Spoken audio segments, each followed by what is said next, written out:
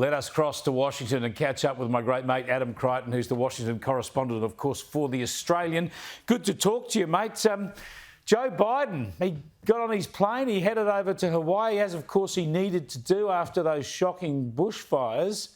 And I don't think he was too late. He had to wait for the disaster to be under control, I suppose. But, gee, he's getting difficult to watch and listen to, isn't he? It was hardly a stunning performance. Yes. Yeah, certainly that's true. And actually, he's already back in Lake Tahoe now. I think he landed about 10 hours ago. This is for his second holiday.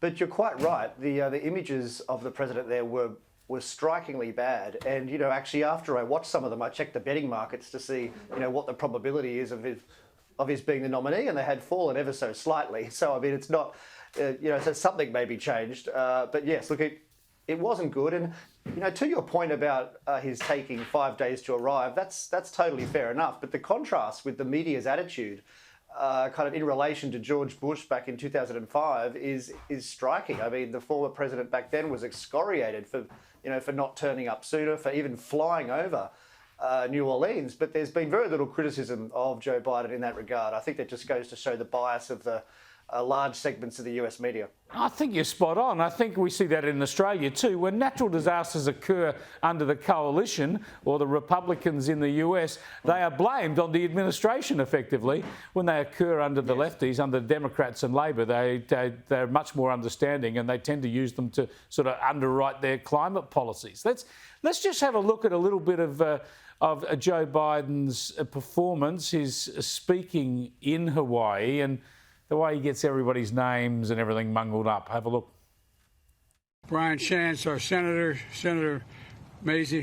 By the way, Maisie, I told my granddaughter, whose name is Maisie as well. She said, that's why I like her. Anyway, but her name is Maisie as well. And Jill Takuda, Representative Ed Chase, and Mayor Rick Bassin. Rick. When we talked on the phone, you look like you played in defensive tackle for, I don't know who, but somebody good. Yeah, he looked like he played defensive tackle for, you know, somebody good. And if we just show the White House transcript up here, you know, they've had to correct all the names he got wrong and everything. I mean, it's just getting worse, isn't it, Adam? Well, look, it is. And I mean, he's got to last well over another year to reach the election next year. Yeah, that's why I wrote a few months ago. I just don't see his being the nominee. I mean, if this continues, this trajectory, I mean, he's not going to be any better in 12 months' time. It's going to be worse. And unlike 2020, he actually has to do a proper campaign this time, which is physically grueling. He has to give a lot of impromptu speeches, has to travel a lot. I mean, it's a difficult task. So, look, I still think he won't be the nominee. There'll be some reason early next year why he's going to step down and but anyway, remains to be seen. But I'm absolutely with you. I'm absolutely. He can't run. He can't run. I've been saying this for a year. It's just impossible. They have to find a way to sub him out and get someone else in there.